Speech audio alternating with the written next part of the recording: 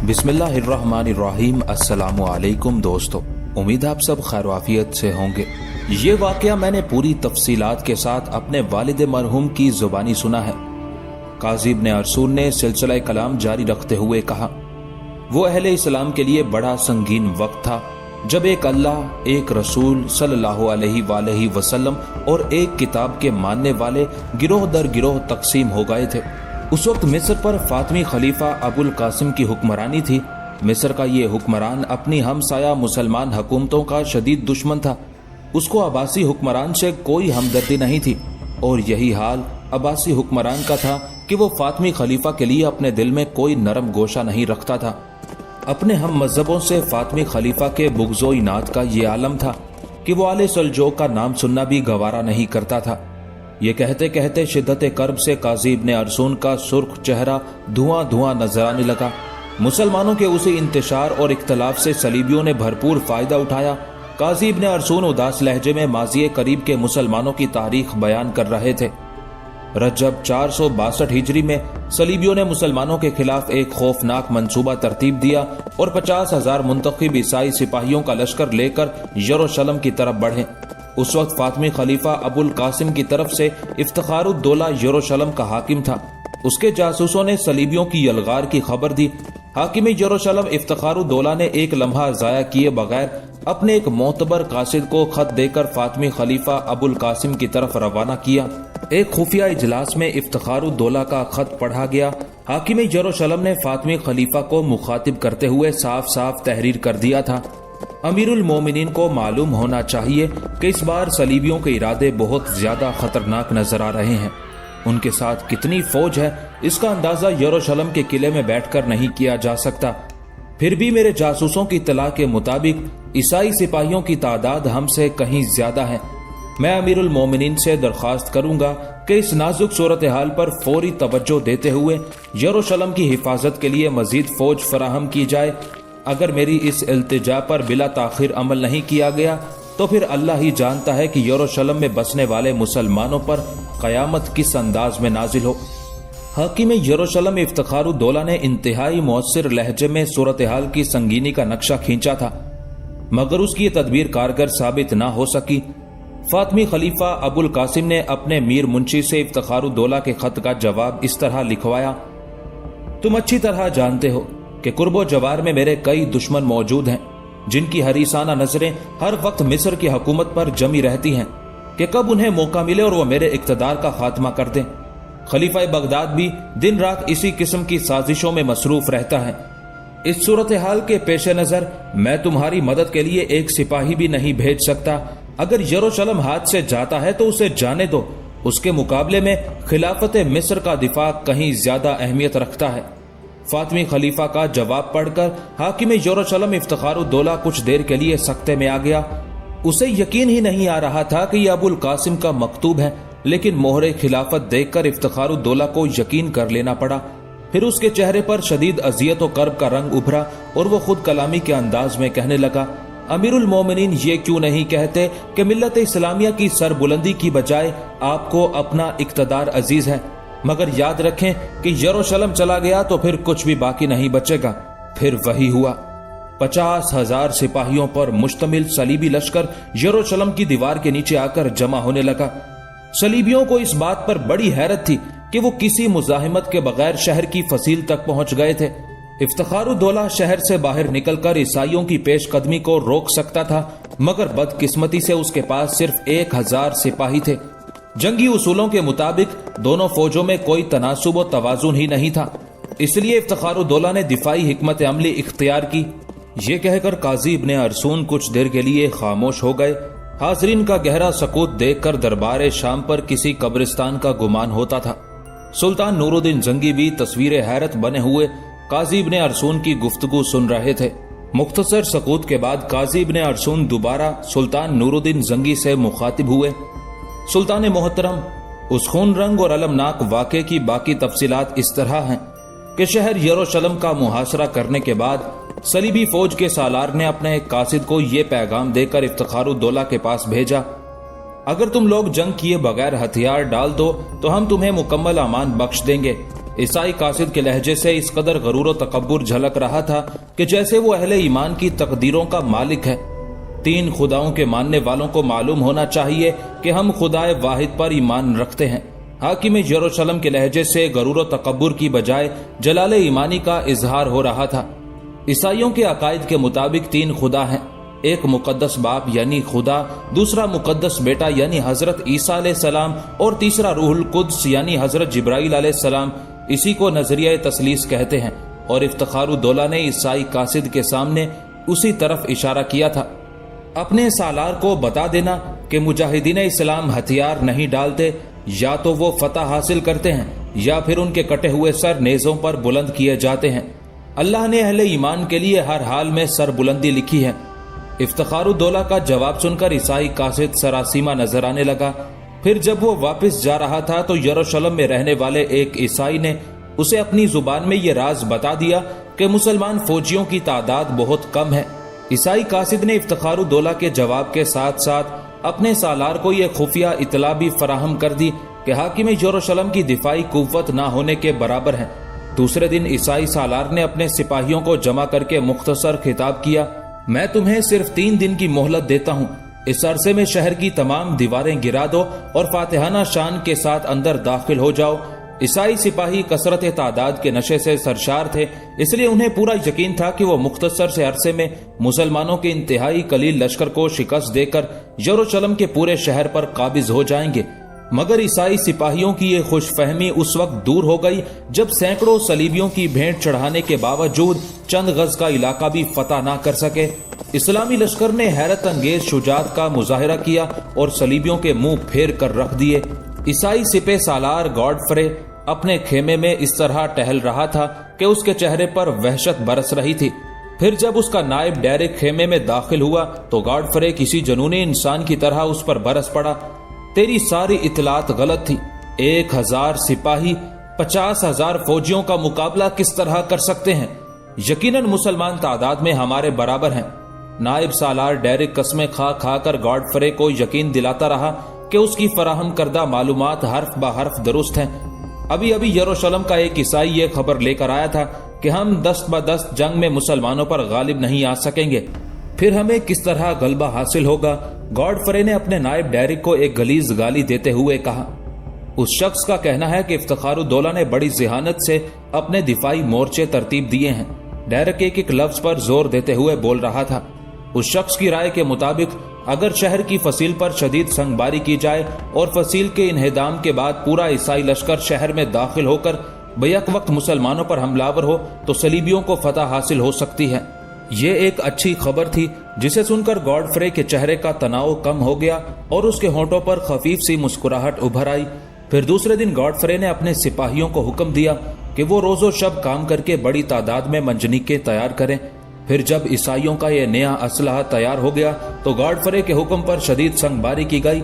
कई दिन की मुसलसल कोशिशों के बाद शहर की फसील में 2-3 शिगाफ पड़ गए, मगर मुजाहिदीन इस्लाम ने सलीबियों को अंदर दाखिल नहीं होने दिया। शहर का ये मुहासरा 40 दिन तक जारी रहा। इस दौरान में ईसाई सालार गॉडफ्रे ने कई चालें चली, मगर वो शहर पर कब्जा करने में नाकाम रहा। यरूशलेम के ईसाई भेस बदल बदल कर गॉडफ्रे के लश्कर में जा रहे थे और इफ्तिखारुद्दौला के दिफाई इंतजामात की खबरें दे रहे थे। बिल आखिर गॉडफ्रे ने अपना पूरा लश्कर समेटकर जंग में झोंक दिया। 12 घंटे तक मुसलसल लड़ाई होती रही, मगर सलीबी मुसलमानों पर गालिब न आ सके। यहाँ तक कि ईसाई लश्कर पर मायूसियों के बादल छाने लगे। अक्सर ईसाई सिपाहियों की जबान पर एक ही जुमला था, अब कोई ताकत यरूशलेम को फतह नहीं कर सकती। अपने सिपाहियों की दिल शिकस्तगी का ये मंजर देखकर गॉडफ्रे बदहवास हो गया और फिर उसने फौज के साथ आने वाले पादरियों को अपने खेमे में तलब करके मशवरे शुरू कर दिए। तमाम पादरी कुछ देर तक सर जोड़े बैठे रहे। फिर उन्होंने इत्तेफाक राय के साथ पुराना हरबा इस्तेमाल किया। फौरी तौर पर एक ईसाई सिपाही को राहिबों जैसा लिबास पहनाया गया। फिर उसे कुछ हिदायत और तलवार देकर जबले जैतून पर भेज दिया गया। मंसूबा मुकम्मल हो जाने के बाद सालार गॉडफ्रे पादरियों के साथ अपने खेमे से बाहर निकला और जैतून की पहाड़ी की तरफ देखने लगा, जहां राहिबों का लिबास पहने हुए एक सिपाही खड़ा था जो बार बार अपनी तलवार हवा में लहरा रहा था। मंसूबे के मुताबिक गॉडफ्रे ने अपने तमाम सिपाहियों को एक जगह कर लिया। फिर जबले जैतून की तरफ इशारा करते हुए एक पादरी से पूछा, मुकद्दस पेशवा, ये कौन शख्स है? पादरियों ने भी मसनूई हैरत के साथ ये मंजर देखा। फिर एक राहिब इंतहाई खुशी के लहजे में पूरी ताकत से चीखा, ये सेंट जॉर्ज हैं जो सलीबियों की मदद को आए हैं और तलवार के इशारे से कह रहे हैं कि पूरी ताकत से हमला करो, मैं तुम्हारे साथ हूं और यरूशलेम तुम्हारा है। सेंट जॉर्ज ईसाइयों में एक बड़ा इबादत गुजार शख्स था जिसे ईसाई वली का दर्जा देते हैं। सेंट जॉर्ज को जर्जीस भी कहा जाता है। पादरी की ये जज्बाती तकरीर सुनकर ईसाई सिपाहियों के मजहबी जज्बात जंगल की आग की तरह भड़क उठे। फिर उन्होंने वहशियाना अंदाज में मुसलमानों पर हमला किया।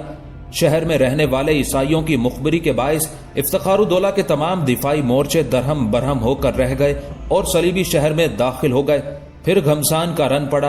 अहले ईमान इतनी बेजिगरी से लड़े कि शुजात की नई तारीख रकम कर दी, मगर वो 50,000 सिपाहियों के नरगे में इस तरह घिर गए थे कि एक एक करके तमाम मुजाहिदीन इस्लाम शहीद हो गए। फिर जब ये खून का सैलाब थम गया तो इफ्तिखारुद्दौला की तलाश शुरू हुई। वो मर्द शहीद ईसाई सिपाहियों को इस हालत में मिला कि उसका पूरा जिस्म जख्मों से छलनी था, मगर शहादत के बाद भी इफ्तिखारुद्दौला के हाथ में तलवार थी और होंठों पर एक आसूदा मुस्कुराहट।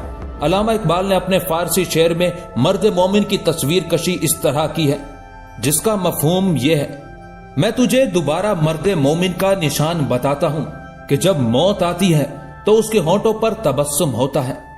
मुजाहिदीन इस्लाम की शहादत के बाद सिपाहियाना जंग खत्म हो गई थी, मगर ईसाई सालार गॉडफ्रे ने बेदस्तोपा मुसलमान शहरियों के खिलाफ दूसरी जंग शुरू कर दी थी।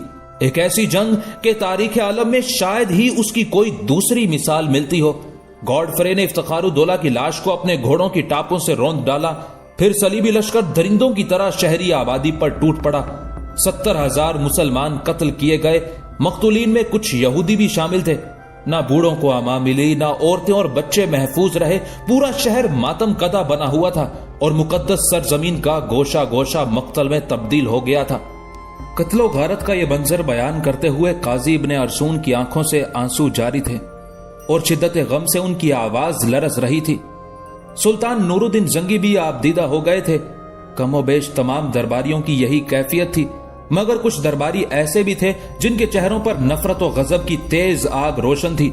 अगर उनका बस चलता तो वो गॉडफ्रे का इंतकाम जोसेलिन सानी से लेते और सारे दरबार उसके जिस्म को टुकड़ों में तब्दील करके अपने सीनों में भड़कती हुई आग को ठंडा करते। काजी इब्ने अरसून ने बड़ी मुश्किल से अपने आसाब पर काबू पाया और सुल्तान नूरुद्दीन जंगी को मुखातिब करते हुए बोले, सुल्तान मोहतरम, मैं इस वाक़े का आखिरी मंजर बयान कर दूं ताकि अहले ईमान इबरत हासिल करें और इस खूनी दास्तान को हमेशा अपने जहनों में महफूज रखें। सलीबी लश्कर की वहशत और सफाकी का ये आलम था कि यरूशलेम की तमाम इबादत गाहों और गली कूचों में मुसलमानों की लाशों के अंबार लग गए थे। मस्जिद अक्सा, जहां से मेरे आका हजूर अकरम सल्लल्लाहु अलैहि वसल्लम ने सफर मिराज शुरू किया था, उसके सहन में अहले ईमान का इतना खून जमा था कि उस खून में ईसाई शहसवारों के घोड़ों की लगामें डूब गई थी। हजरत ईसा अलैहिस्सलाम के मज़ार मुबारक के सिवा बैतुल मुकद्दस में ऐसा कोई गोशा मौजूद नहीं था जो मुसलमानों के खून से तर ना हो। उस कत्लो गारत के बाद मस्जिद उमर को जी भर के लूटा गया। उसका सारा कीमती आराइशी सामान 6 बड़ी बड़ी गाड़ियों में भर कर ले जाया गया। ये कहकर काजी इब्ने अरसून ने जोसेलिन सानी की तरफ इशारा किया। ये शख्स जो आज आपके सामने जंजीरें पहने खड़ा है और इस्लाम की शान में कसीदे पढ़कर अपनी जिंदगी की भीख मांग रहा है, उसी खूं आशाम गॉडफ्रे का पुरजोश हमनवा और मोतकिदे खास है। ये कहकर काजी इब्ने अरसून अपनी नशिस्त पर बैठ गए। सुल्तान नूरुद्दीन जंगी ने सलीबियों के मजालिम की लर्जा खेज तारीख सुनकर जोसेलिन सानी की किस्मत का फैसला कर दिया। थोड़ी ही देर बाद एक दराज कामत जल्लाद अपने हाथ में लोहे की एक तपती हुई सुर्ख सलाख लेकर दाखिल हुआ। कई सिपाहियों ने मजबूती से जोसेलिन सानी के दोनों बाजू पकड़े और फिर जल्लाद ने उसकी आंखों में सुर्ख सलाख फेर दी। चंद लम्हों तक जोसेलिन सानी की दर्दनाक चीखों से पूरा दरबार गूंजता रहा। फिर बेहोश होकर फर्श पर गिर पड़ा। उसके बाद उसे हल्ब के कैद खाने में डाल दिया गया, जहां वो दीवारों से सर टकरा टकरा कर अपनी बदनसीबी का मातम करता रहता था। उस वक्त हाजरीन दरबार में 10 साला यूसुफ यानी सलाहुद्दीन अय्यूबी भी शामिल था। उसने अपने उस्ताद काजी इब्ने अरसून की जबानी सलीबी जंगों और ईसाइयों के मजालिम की तारीख पूरी तवज्जो के साथ सुनी थी। यूसुफ यानी सलाहुद्दीन अय्यूबी बड़ी पाबंदी के साथ काजी इब्ने अरसून के दर्स में शरीक होता था। नतीजतन उसका शौक़े मुताला बढ़ता ही जा रहा था। बाप नजमुद्दीन अय्यूब और चचा असदुद्दीन शिरको उसे बार बार टोकते थे, तुम अव्वलो आखिर एक मुजाहिद खानदान के फर्जंद हो, फिर ये कैसी अजीब बात है कि तुम्हें शमशीरों, सिना और शाहसवारी से कोई रगबत नहीं, आखिर तुम्हें इन किताबों में क्या नजर आता है? यूसुफ बड़े अदब के साथ जवाब देता, किताबें मेरी दोस्त हैं, मैदान जंग से मुझे वहशत होती है और कुतुब खाने के एक गोशे में मुझे सुकून मिलता है। बेटे का जवाब सुनकर बाप को शदीद मायूसी हुई और नजमुद्दीन अय्यूब ने इंतहाई तल्ख लहजे में यूसुफ को मुखातिब करते हुए कहा, इसका मतलब है कि तुम फितरतन एक बुज़दिल बच्चे हो। नहीं बाबा मोहतरम। यूसुफ का लहजा इंतहाई मौदबाना था, मगर उससे इस्तेकामत और खुद एतमादी झलक रही थी। मुझे मौत से डर नहीं लगता, मगर मैं इंसानी खून बहता हुआ नहीं देख सकता। यूसुफ की यह अमन पसंदाना रविश देखकर नजमुद्दीन अय्यूब और असदुद्दीन शिरको की तवज्जो उसकी तरफ से कम हो गई। फिर वो दोनों यूसुफ के बड़े भाई तोरान शाह को फौजी तरबियत देने लगे। नजमुद्दीन अय्यूब और असदुद्दीन शिरको का ख्याल था कि यूसुफ की शक्ल में उनका एक बाजू कमजोर हो गया है। वक्त अपनी मुकर्रर रफ्तार से गुजरता रहा, यहाँ तक कि यूसुफ 16 साल का हो गया। उसके खदो खाल दिलकश थे, मगर जिस्म में सिपाहियाना झलक नजर नहीं आती थी। मजहबी तालीम के साथ यूसुफ को शेरो शायरी से भी बहुत ज्यादा दिलचस्पी थी, इसलिए उसका तर्ज गुफ्तगू नरमो शीरी और बड़ी हद तक शायराना था। वो मुनाजरों की मजलिसों में बड़े ज़ौक़ व शौक के साथ शरीक होता और उलमा की मंतकी बहस सुनकर लुत्फ हासिल करता। फिर एक दिन अजीब वाक़या पेश आया जिसने यूसुफ की तमाम आदतों को यकसर बदल दिया। एक दिन यूसुफ अपने उस्ताद गिरामी काजी इब्ने अरसून की खिदमत में हाजिर था कि सुल्तान नूरुद्दीन जंगी काजी साहब से मिलने उनकी दरसगाह तशरीफ लाए। यूसुफ की जाहिरी शख्सियत ने सुल्तान मौसूफ को बहुत ज्यादा मुतासिर किया। शाम के हुक्मरान के जहन में बार बार एक ही ख्याल उभरता था कि ये कोई गैर मामूली जवान है। फिर जब सुल्तान को यह मालूम हुआ कि दिलकश शख्सियत का मालिक ये नौजवान उसके सिपह सालार नजमुद्दीन अय्यूब का बेटा है, तो उसका तासुर गहरा हो गया। फिर जब सुल्तान नूरुद्दीन जंगी काजी इब्ने अरसून से अमूर ममलुकत पर तवील गुफ्तगू करके रुखसत होने लगे, तो उन्होंने यूसुफ को मुखातिब करते हुए कहा, तुम पाबंदी के साथ हमारे दरबार में हाजिरी दिया करो। नजमुद्दीन अय्यूब के घर में यह खबर बड़ी मुसरत के साथ सुनी गई कि उसके छोटे बेटे यूसुफ को सुल्तान नूरुद्दीन जंगी ने अपने दरबार में हाजिर होने का हुक्म दिया है। कुदरत ये मौका किसी किसी खुशनसीब को देती है कि खुद हाकिम वक्त उसे तलब करे, वरना बहुत से लोग तो इसी हसरत में मर जाते हैं कि वो हुक्मरान के दरवाजे तक ही पहुंच जाएं। नजमुद्दीन अय्यूब ने 16 साला यूसुफ को नसीहत करते हुए कहा, किस्मत ने तुम्हें एक सुनहरी मौका फराहम कर दिया, अब ये तुम पर मुनहसिर है कि तुम इससे किस कदर फायदा उठाते हो। यूसुफ ने हैरत से बाप की तरफ देखा। फायदा उठाने से आपकी क्या मुराद है बाबा मोहतरम? यही कि हाकिम के मिजाज को पहचानो और हर वक्त उसकी खुशनुदी हासिल करने की कोशिशों में लगे रहो, ताकि एक दिन बड़े मनसब पर पहुंचो और बड़े जागीरदार बन जाओ। बाबा मोहतरम, मुझे ये दरबारदारी की रस्में और मुसाहिबत के ये अंदाज पसंद नहीं। यूसुफ ने इंतहाई बावकार लहजे में जवाब दिया, मैं उलमा की मजलिसों और कुतुब खानों के पुरसकून माहौल का दिलदादा हूँ। बेटे का जवाब सुनकर नजमुद्दीन हैरत ज़दा रह गया। तो फिर क्या तुम सुल्तान के दरबार में हाजिरी नहीं दोगे? मैं दरबार में हाजिरी दूंगा, मगर इस लालच में नहीं कि मुझे बड़े ओहदा व मनसब और जागीरें हासिल हो जाएं।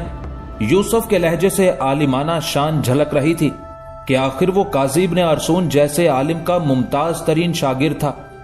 मैं सिर्फ इसलिए दरबार में जाऊंगा कि सुल्तान इमादुद्दीन जंगी मरहूम के हमारे घराने पर बड़े एहसानात हैं। ये कहकर यूसुफ चला गया।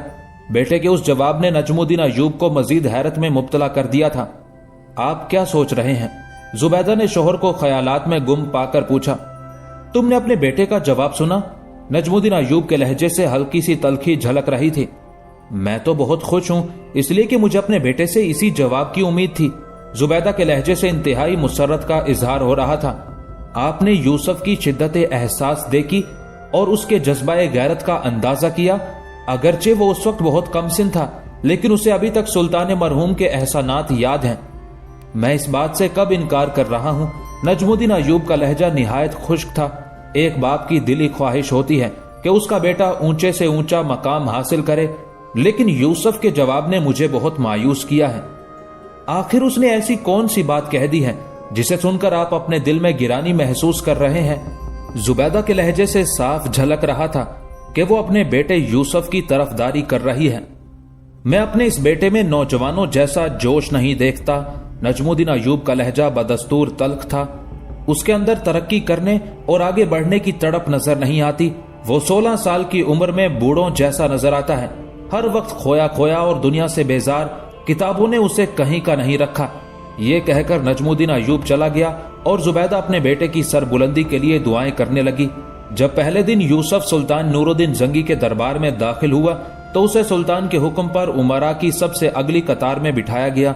सुल्तान के सारे उमरा तजर्बाकार भी थे और किसी हद तक सनरसीदा भी। उनमें से कोई अमीर भी 40 साल से कम नहीं था। इसलिए उन तमाम सरदारों ने एक 16 साल नौजवान को अपनी सफ में बैठा देखकर शदीद हैरत का इजहार किया। उन अमीरों में एक शख्स इब्ने मरकूम भी था जो फितरतन हासिद और कीना परवर था। उसने यूसुफ को इंतहाई नापसंदीदा नजरों से देखा और दिल ही दिल में सुल्तान नूरुद्दीन जंगी की उस करम नवाजी पर पेचोताब खाने लगा। मगर यूसुफ दरबारी उमरा के जज्बात और कयास आराइयों से बेनियाज खामोशी से अपनी नशिस्त पर बैठा रहा। फिर यूं हुआ कि गुजरते दिनों के साथ सुल्तान नूरुद्दीन जंगी यूसुफ के करीब होता चला गया। ये सूरत हाल देखकर दूसरे उमरा तो खामोश रहे, मगर अमीर इब्ने मरकूम से बर्दाश्त न हो सका और एक दिन वो तन्हाई में सुल्तान से अर्ज करने लगा, आखिर आप इस नौ उम्र लड़के में ऐसी कौन सी सलाहियत पाते हैं कि जिसके बाइस दूसरे उमरा को नजरअंदाज किया जा रहा है? सुल्तान नूरुद्दीन जंगी ने बड़ी हैरत से अमीर इब्ने मरकूम की तरफ देखा। हमने किसी अमीर की हक तलफी की? सुल्तान की आवाज मामूल से ज्यादा तेज थी। सुल्तान से ज्यादा रियाया के हकूक अदा करने वाला और कौन हो सकता है? अमीर इब्ने मरकूम ने इंतहाई खुशामदाना लहजे में कहा, हमने अपने किसी अमीर को उसके मनसब से हटाया। अब की बार सुल्तान नूरुद्दीन जंगी की आवाज में तेजी के साथ तलखी भी शामिल थी। अमीर इब्ने मरकूम हासिद और कीना परवर होने के साथ साथ इंतहाई शातिर और अय्यार इंसान भी था। उसने फौरन ही सुल्तान के बिगड़े हुए तेवरों का अंदाजा कर लिया, इसलिए लहजा बदल कर बोला, सुल्तान मोहतरम से ज्यादा अपने उमरा पर बारिश करम करने वाला और कौन होगा? फिर वो कौन लोग हैं जो हमारी बेतवज्जोही की शिकायत कर रहे हैं? सुल्तान नूरुद्दीन जंगी के लहजे से नागवारी का रंग झलक रहा था। वो लोग सामने क्यों नहीं आते? क्या उन्होंने तुम्हें अपना सफीर बनाकर भेजा है? सुल्तान की आवाज मजीद तल्ख हो गई थी। अमीर इब्ने मरकूम घबरा गया, मगर उसके अय्यार जहन ने फौरन ही नई करवट ली और बिगड़ी हुई बात को संवारने की कोशिश की। वो सुल्तान के रोबो जलाल से डरते हैं, इसलिए सामने बात करने की हिम्मत नहीं पाते। रहा गुलाम तो वो दिलो जान से सुल्तान जीशान के हर फैसले को कबूल करता है। बज़ाहिर बात खत्म हो गई थी, मगर इब्ने मरकूम के दिल में यूसुफ की तरफ से गिरह पड़ गई थी। वो उस खामोश तबाह नौजवान को अपने लिए खतरा समझ रहा था। फिर एक दिन सुल्तान नूरुद्दीन जंगी ने तन्हाई में यूसुफ से पूछा, क्या तुम चौगान खेलना जानते हो? सुल्तान मोहतरम, मुझे शाह सवारी का फन आता है, मगर इस खेल से मुझे कोई दिलचस्पी नहीं। यूसुफ ने अदब एहतराम के साथ अर्ज किया, मैं चौगान का दिल दादा हूँ। सुल्तान नूरुद्दीन जंगी ने पुरजोश लहजे में कहा, यह मर्दाना खेल भी है और मुजाहिदीन के लिए एक किस्म की इबादत भी, इसलिए तुम भी चौगान खेला करो। सुल्तान नूरुद्दीन जंगी को इश्क की हद तक चौगान के खेल से दिलचस्पी थी। उनकी उसी दिलचस्पी को देखकर एक दिन किसी बुजुर्ग ने उन्हें भरे दरबार में टोकते हुए कहा था, किसी मुसलमान हाकिम को ये जेब नहीं देता कि वो एक फजूल काम में अपना कीमती वक्त बर्बाद करे। सुल्तान नूरुद्दीन जंगी ने बड़े सब्र तहम्मुल के साथ बुजुर्ग के उस सवाल को सुना और फिर निहायत नर्मो शीरी लहजे में जवाब देते हुए कहा, अल्लाह शाहिद है कि मैं इस खेल को दिल लगी के वास्ते नहीं खेलता।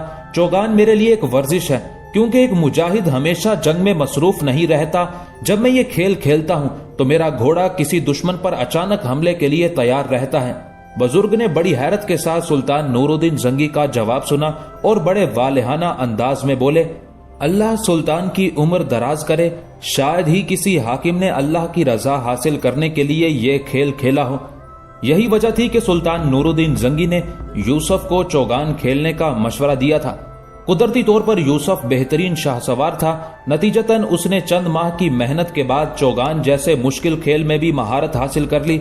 फिर एक दिन सुल्तान ने अपने तमाम अमीरों को मैदान में जमा करके हुक्म दिया, तुम लोग अपने अपने फन का मुजाहिरा करो और एक दूसरे पर सबकत ले जाने की कोशिश करो। बस यूं समझ लो कि आज तुम्हारे फन सिपाहगरी का इम्तिहान है। सुल्तान नूरुद्दीन जंगी ने खास हिकमत अमली इख्तियार करते हुए अपने उमरा के दिलों को जोश और वलवले से भर दिया था। यूसुफ भी चौगान के उस मुकाबले में शरीक था।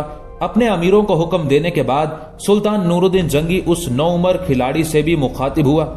यूसुफ, आज तुम्हारी भी आजमाइश है। फिर मुकाबला शुरू हुआ और थोड़ी ही देर में यह बात साबित हो गई कि सुल्तान नूरुद्दीन जंगी का कोई सालार या अमीर उस खेल में यूसुफ की बराबरी नहीं कर सकता। मुकाबला खत्म हुआ और तमाम उमरा ने बैक जबान यूसुफ की तारीफ की और सुल्तान नूरुद्दीन की पेशबीनी का एतराफ करते हुए कहा, हमारी आंखें देख रही हैं कि यह नौजवान आगे चलकर बड़ा सिपह सालार साबित होगा। सुल्तान नूरुद्दीन जंगी ने बड़ी मोहब्बत से यूसुफ के कांधे पर हाथ रखते हुए कहा, मेरी नजरें जिस मंजर को देख रही हैं वो तुम्हारी निगाहों से पोशीदा है। यूसुफ के लिए सुल्तान की जबान से ये सताइशी अल्फाज सुनकर अमीर इब्ने मरकूम के सीने में हसद की आग पूरी शिद्दत से भड़क उठी और उसका सुर्ख चेहरा कुछ देर के लिए स्याह पड़ गया। उन दिनों नजमुद्दीन अयूब शहर से बाहर था। फिर जब वो वापस आया और बीवी ने उसे चौगान के उस मुकाबले की तफसीलात सुनाई तो वो फरते मुसरत से चीख उठा, मरहबा मेरे बेटे यूसुफ, मरहबा, तुम्हें ये शानदार कामयाबी मुबारक हो। ये कहकर नजमुद्दीन अयूब ने बेटे की कुशादा पेशानी को तवील बोसा दिया। अब मुझे यकीन आ गया कि तुमने मेरी नसीहत को दिल से कबूल कर लिया है। फिर शाम के तमाम अमीरों और वजीरों ने यह मंजर बड़ी हैरत से देखा कि सुल्तान नूरुद्दीन जंगी यूसुफ के साथ चौगान खेल रहे हैं। इब्तदा में यूं हुआ कि यूसुफ सुल्तान नूरुद्दीन जंगी से आगे निकल जाना चाहता था, मगर सुल्तान के एहतराम के पेश नजर वो हर बार अपने घोड़े की लगामें खींच लेता था। कुछ देर तक तो सुल्तान उसके तर्ज अमल को समझने से कासिर रहे, मगर फिर उन्हें अंदाजा हो गया कि यूसुफ कसदन ये हरकत कर रहा है। उस ख्याल के आते ही सुल्तान नूरुद्दीन जंगी ने डांटते हुए कहा, यूसुफ, इस वक्त मैं तुम्हारा सुल्तान नहीं, सख्त तरीन हरीफ हूँ। अपनी पूरी सलाहियतों और तवानाइयों के साथ मेरा मुकाबला करो। सुल्तान का हुक्म सुनते ही यूसुफ ने अपना घोड़ा आगे बढ़ाया और वाली शाम को मुकाबले में शिकस्त दे दी। ये सुल्तान नूरुद्दीन जंगी की आला ज़र्फी थी कि अपनी शिकस्त पर नाराज होने की बजाय इंतहाई मुसर्रत का इजहार किया और इनाम के तौर पर यूसुफ को एक कीमती खिल्लत अता की। फिर एक दिन यूसुफ सुल्तान नूरुद्दीन जंगी के साथ चौगान खेल रहा था कि एक खौफनाक हादसा पेश आया। यूसुफ सुल्तान के घोड़े का ताकुब कर रहा था। दोनों घोड़े अपनी पूरी रफ्तार में थे कि यकायक सलाहुद्दीन के घोड़े को ठोकर लगी और वो औंधे मुंह जमीन पर गिर पड़ा। उसके साथ ही यूसुफ भी दूर तक घिसटता चला गया। मैदान के किनारे खड़े हुए खिदमतगार दौड़ पड़े। सुल्तान नूरुद्दीन जंगी ने भी फौरन ही अपने घोड़े की लगामें खींच ली और भागते हुए सलाहुद्दीन के पास पहुंचे। यूसुफ का घोड़ा जिस अंदाज से जमीन पर गिरा था, उसे देखकर वहां मौजूद खिदमतगारों ने यही अंदाजा किया था कि घोड़े के साथ सवार को भी शदीद जिस्मानी नुकसान पहुंचेगा और दोनों की जानें जाया होने का भी अंदेशा था। मगर लोगों के सारे अंदेशे गलत साबित हुए। जब सुल्तान नूरुद्दीन जंगी घबराते हुए यूसुफ यानी सलाहुद्दीन के करीब पहुंचे तो वो जमीन से उठने की कोशिश कर रहा था। सुल्तान ने सहारा दिया तो वो फौरन उठकर खड़ा हुआ और मुस्कुराते हुए कहने लगा, मैं अल्लाह के फजलो करम और सुल्तान आदिल की दुआओं से बिल्कुल ठीक हूँ। सुल्तान नूरुद्दीन जंगी बड़ी बेचैनी के साथ यूसुफ यानी सलाहुद्दीन के पूरे जिस्म का जायजा ले रहे थे। बड़ी अजीब बात थी कि इतने बड़े हादसे में यूसुफ के हाथों और पुश्त पर मामूली जख्म आए थे, मगर उसका दिलकश चेहरा मुकम्मल तौर पर महफूज था। सुल्तान नूरुद्दीन जंगी की गैर मामूली परेशानी देखकर साफ महसूस हो रहा था कि यूसुफ या तो उनका हकीकी छोटा भाई है या फिर बेटा। सुल्तान की यह तवज्जो और इस्तराब देखकर यूसुफ की आंखों में आंसू आ गए। सुल्तान मोहतरम, मैं आपके इस खसूसी इल्तिफात को कभी फरामोश ना कर सकूंगा और मैं अल्लाह ताला की इस इनायत खास को कभी ना भुला सकूंगा कि उसने एक इंतहाई खौफनाक हादसे को सलामती के साथ टाल दिया। सुल्तान नूरुद्दीन जंगी ने निहायत पुरसोज लहजे में कहा, तुम मेरे दस्तो बाजू हो यूसुफ। फिर यूसुफ घोड़े की तरफ मुतवज्जे हुआ, जिसकी हड्डियां तो सलामत थी मगर पूरा बदन जख्मों से चूर था। यूसुफ झुका और आहिस्ता आहिस्ता घोड़े की पुश्त पर हाथ फेरने लगा। मेरे वफादार साथी, मैं तुझसे शर्मिंदा हूं कि तुझे नाहक मेरी वजह से ये तकलीफ पहुंची। ये कहते कहते यूसुफ की आंखों में आंसू आ गए। सुल्तान नूरुद्दीन जंगी ने बड़ी हैरत से ये मंजर देखा। आज पहली बार सुल्तान को अंदाजा हुआ کہ یوسف کس قدر حساس نوجوان ہے۔ بیٹے کی جان بچ جانے کی خوشی میں نجم الدین ایوب اور زبیدہ نے غریبوں میں کھانا اور کپڑے تقسیم کیے۔ اس موقع پر سلطان نور الدین زنگی نے خصوصی دربار آراستہ کیا اور یوسف کو اپنے تخت کے برابر کرسی پر بٹھایا۔ پھر درباری مورخ عماد کاتب نے کھڑے ہو کر انتہائی پرجوش لہجے میں یوسف کے لیے دعائیہ اشعار پڑھے۔ تم کسی عمدہ گھوڑے کے لڑکھڑانے پر حیرت کا اظہار نہ کرو، جبکہ اس کی پشت پر تم جیسا مرد سخی سوار ہو۔ تمہارے گھوڑے کی نظر سلطان نور الدین زنگی پر پڑی تو وہ سلام کرنے کے لیے جھکا، اور تمہاری بخشش کا چھوٹا سا حصہ یہ ہے کہ اس گھوڑے کی لغزش کو معاف کر دو، کیونکہ بڑا بخشش کرنے والا لغزش کرنے والے سے درگزر کیا کرتا ہے، اور تم حاسدوں کی آنکھ اور ان کی برائی سے بچو۔ میری دعا ہے کہ تم پر کسی کی نظر بد اثر نہ کرے، اور تم نور الدین شاہ عالم کے لیے سلامت رہو، اور ہر قسم کے حادثات میں ان کے معاون و مددگار رہو۔ سلطان نور الدین زنگی یہ اشعار سن کر بہت خوش ہوئے۔ پھر درباری مورخ عماد کاتب کو قیمتی خلعت عطا کی گئی، اور اس کے ساتھ ہی یوسف کو مصاحب خاص کا درجہ حاصل ہو گیا۔ سلطان کے اس اعلان سے اکثر درباری یوسف کی قسمت پر رشک کرنے لگے، مگر امیر ابن مرقوم کی حسد کی آگ کچھ اور شدت سے بھڑکنے لگی۔